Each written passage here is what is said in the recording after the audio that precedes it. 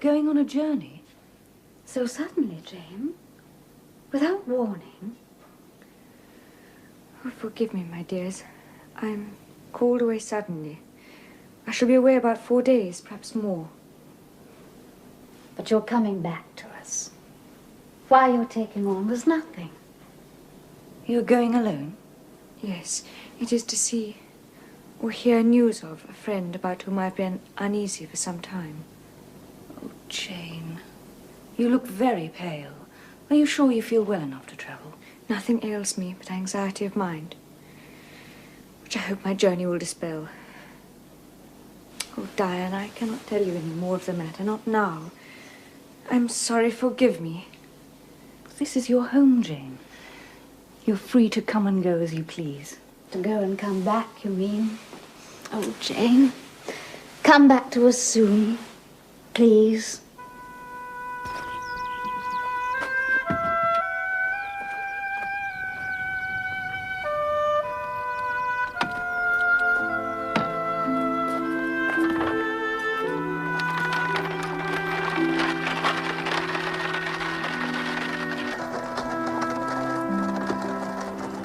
My master might be abroad for all I knew. And if he were at Thornfield Hall with his poor lunatic wife, I dared not seek his presence or speak to him. I decided to ask at the inn. They would be able to tell me all I sought to know.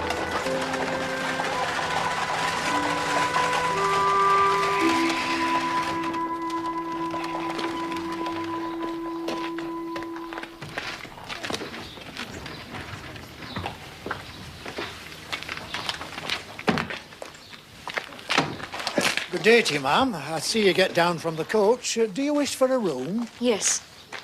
No. How far is Thornfield Hall from here? Just 2 miles across the fields yonder. I'm going there soon in the chaise, if you'd like me to take you. Thank you.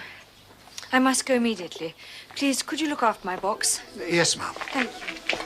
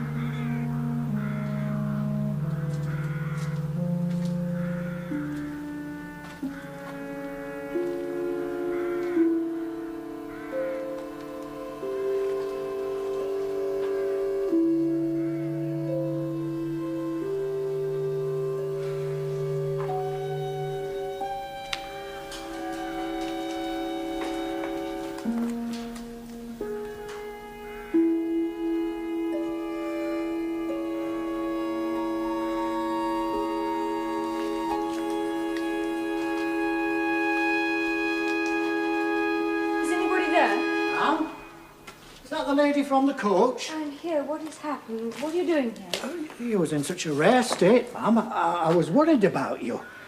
I was coming this way, so I thought I'd take a look at the poor old hall. I thought you might like me to take you back to the inn. It is sad, ma'am, isn't it? I used to live here once as butler. Not in my time. You're a stranger to me. And you to me, miss. No, it was in the late Mr. Rochester's time. The late? Is he dead? I mean the present Mr. Rochester's father. You must have been away from these parts, ma'am, or you would have heard what happened last autumn. Oh, a dreadful calamity, ma'am. Everything gone, everything burned. Before the engines could arrive from Millcote, the whole building was one mass of flames. I witnessed it myself. Is it known how it started? Oh, they guessed, ma'am. They guessed. And the servants had a tale to tell. You are perhaps not aware, ma'am, that there was a lady, a lunatic, kept in the house. I have heard something of it. Well, a very queer thing happened a year since. A very queer thing. This lady, ma'am, turned out to be Mr. Rochester's wife. And there was a young lady, a governess at the hall, that Mr. Edward fell in love with. Never mind that, please. Tell me about the fire. Very well, ma'am. Well, it seems that upstairs in the lunatic's room, while her keeper was asleep,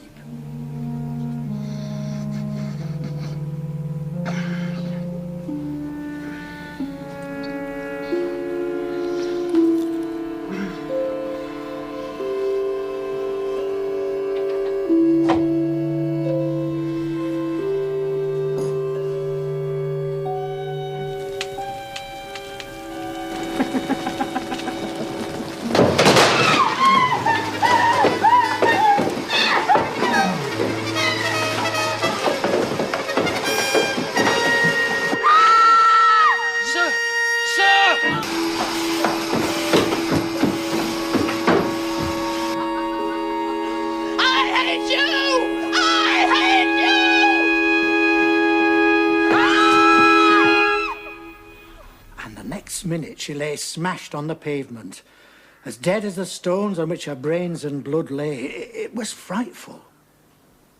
Oh, good God. Were any other lives lost? No, ma'am. Though perhaps it would have been better if they had. What do you mean? Well, poor Mr. Edward. Some said it was a judgment for trying to marry that poor girl. Who said he was alive? Aye, if you can call it alive. He's stone blind. Well, after Mrs. Rochester died, he was coming down. But there was a crash and he was taken out of the ruins. He was only just alive. Mr. Carter had to amputate one hand and one eye was lost. And the other so badly inflamed Mr. Rochester cannot see. He's a blind cripple. Where is he now? With old John and his wife at Ferndean, a house he has some 30 miles off. He's very broken down, they say. You came in your chaise? Yes, ma'am. Please, take me to Ferndean. I will pay you well, at once. Please, at once. Yes, ma'am.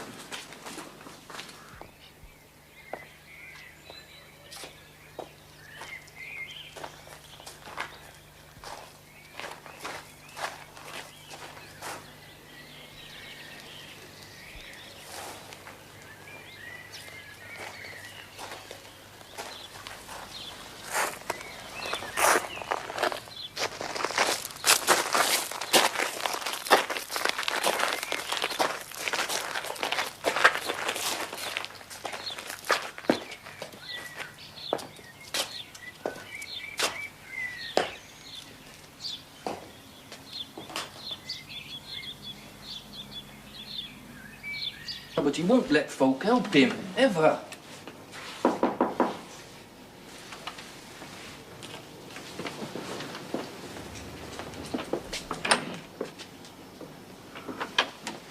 Mariah, how are you?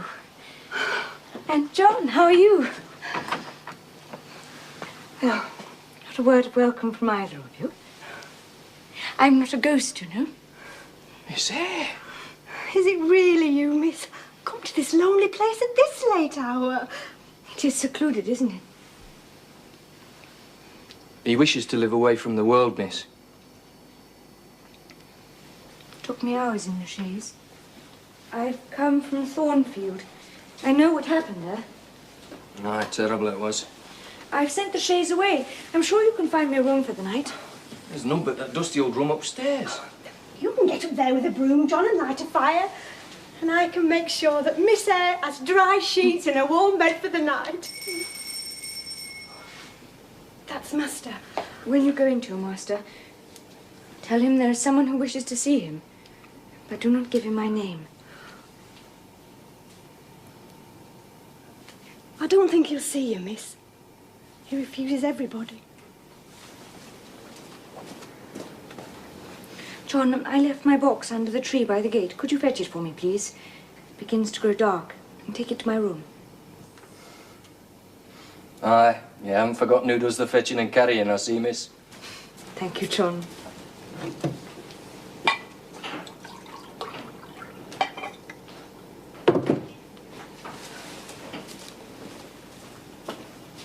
You're to send in your name and business. Is this what he rang for? Aye. He always has candles brought in at dark, though he's blind. I will take it into him. Oh, Lord, what will he say to me? It's the room at the end of the corridor, miss.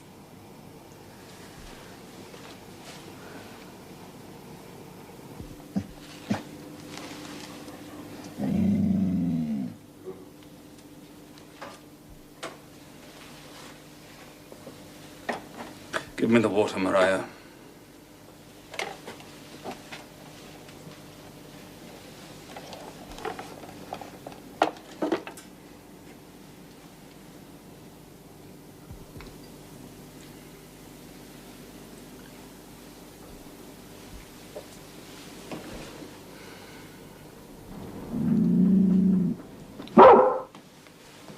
What's the matter? Down, pilot.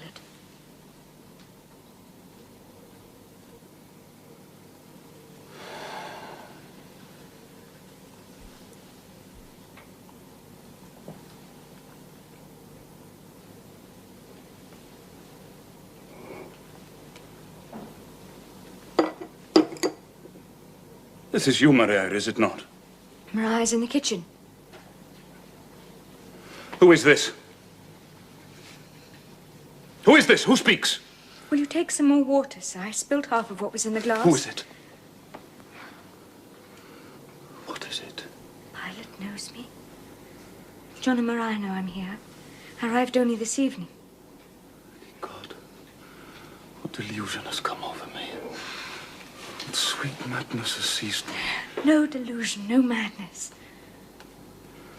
Let me touch you. Her very fingers. The small, slight fingers. Is it you, Jane? What is it? This is her shape. And this her voice. She is all here, her heart too. Jane Jane I am come back to you. Such dreams I've had at night when I've clasped her to my heart as I do now and kissed her.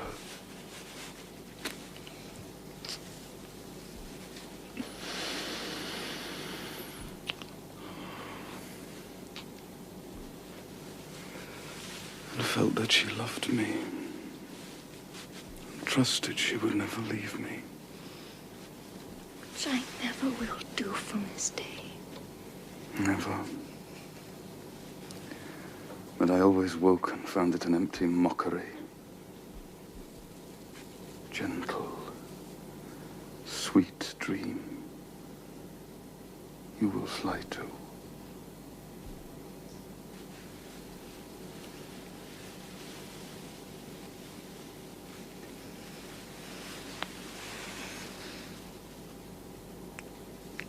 Does this feel like a mockery? Do you call this a dream? Which is you, is it, Jane? You are come back to me, then. I am. Don't lie dead in some ditch. Oh, shh. You're not a despised outcast among strangers. I'm an independent woman now. An uncle in Madeira died and left me £5,000. What, Janet? You're an independent woman. A rich woman. A free woman. Quite rich. Enough to build a house close by, where you can come and sit in my parlor when you need company of an evening. Ah, you're rich, Jane. You have now, no doubt, friends who will not suffer you to devote yourself to a lame, blind wreck. I am my own mistress, sir. And you will stay. Certainly. I will be your neighbor, your nurse, your housekeeper. If I find you lonely, I will be your companion. I will read to you, walk with you, sit with you, wait on you, be eyes and hand to you. You will not be left desolate by me. This is pity, not love. No. Leave me. No. Leave me! I beg you.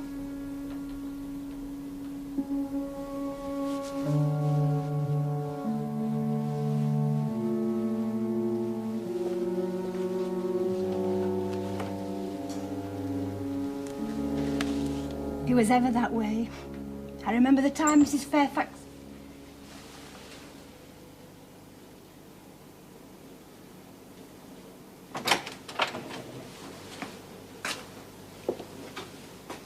Anaya?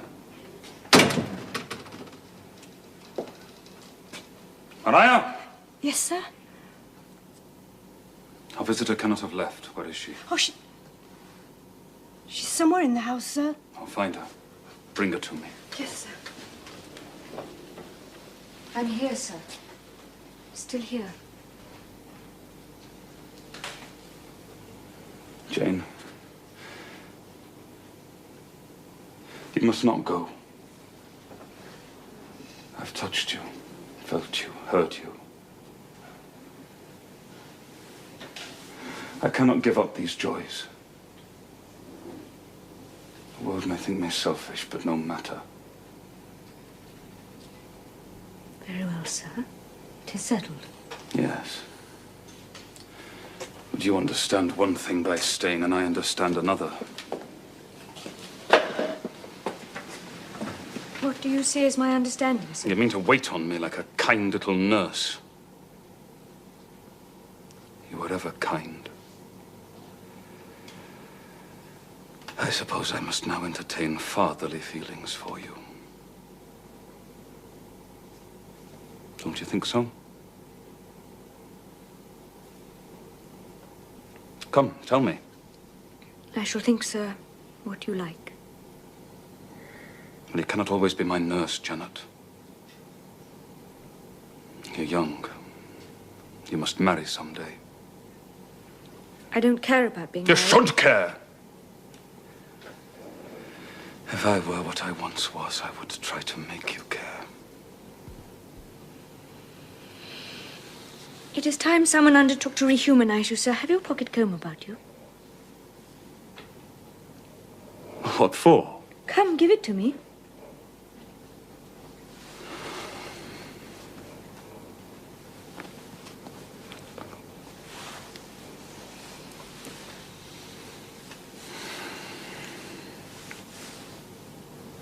That is better. Your shaggy black mane is very alarming. And this? It is a pity to see it. A pity to see your eyes. Scar on your forehead.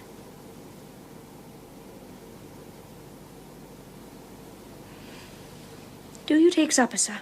I don't want any supper. I never take supper. Well, you shall have some tonight. You're hungry, I'm sure.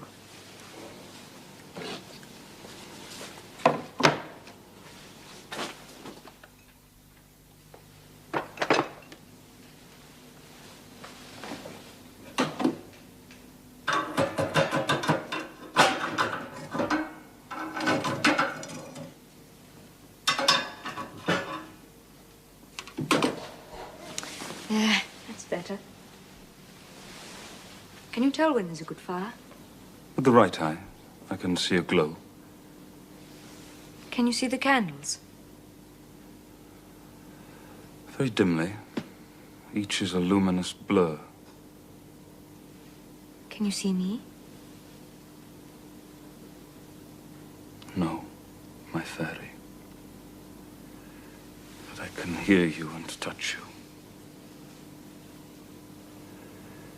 Jane, I thought you'd be revolted by me. Did you? Am I hideous, Jane? Yes, sir. You always were, you know. The wickedness hasn't been taken out of you, whatever you've sojourned.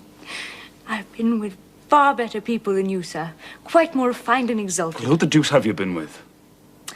You will not get it out of me tonight. You are far too tired. I will tell you tomorrow. A wicked changeling. Fairy born, yet human bred. Now I'm going to leave you. I've been traveling these last 3 days, and I too am tired.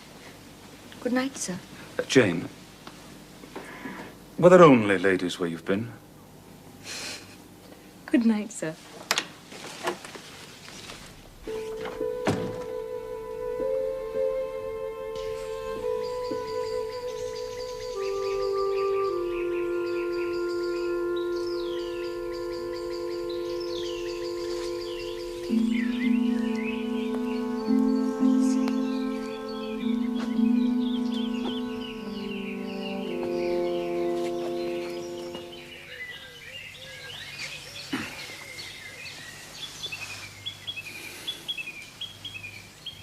This St. John Rivers, then. He's your cousin? Yes, sir. Did you like him, Jane? St. John is a very good man. I could not help but like him. Is he an able man? Truly able, sir. A thoroughly educated man? St. John is an accomplished and profound scholar, sir. His manners, I think you said they were not to your taste. Priggish and parsonic. I never mentioned his manners. But they're polished, calm, and gentlemanlike. His, appearance, I forget how you described his appearance. A raw curate, half strangled in a white neckcloth, St. John dresses well. He is a very handsome man. Tall, blonde, blue-eyed, and with a Grecian profile. Damn him.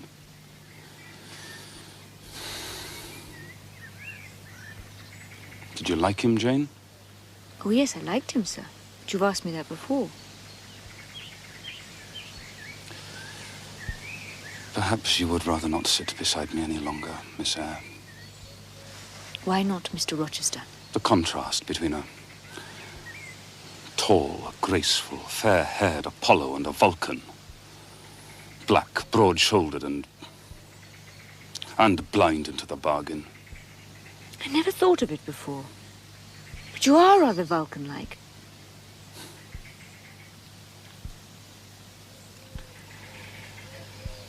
This man Rivers, he wanted to marry you. You need not be jealous. I only wanted to provoke you.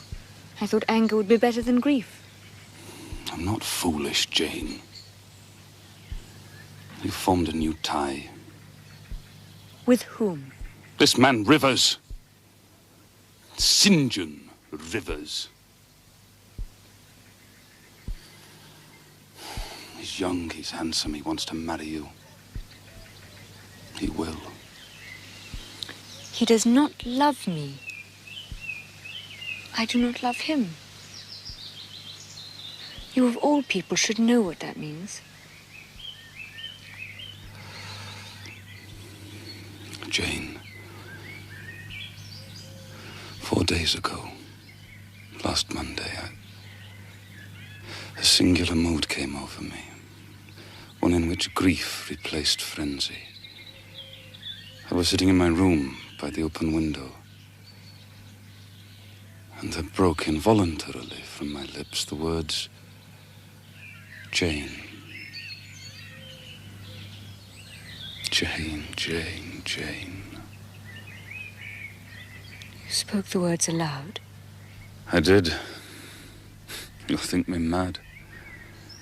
For a voice, I cannot tell whence it came, but I know whose it was, replied.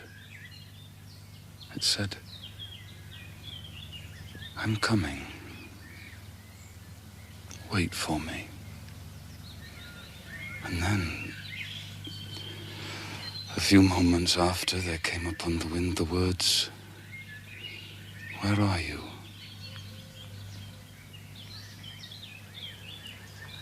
Jane, I don't want a nurse or a friend. I want a wife. Do you, sir? Yes. Is it news to you?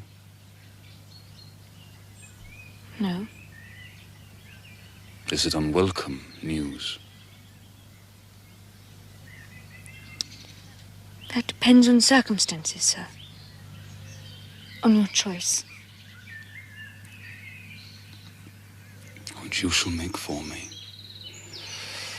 I will abide by your decision. I leave the choice to you. Choose then, sir.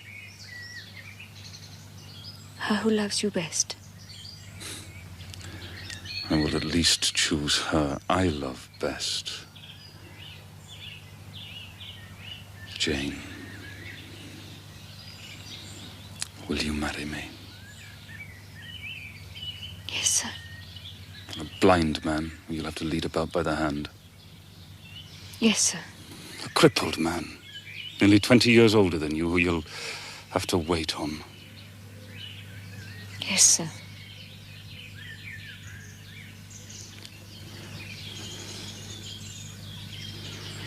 Truly, Jane. Most truly, sir.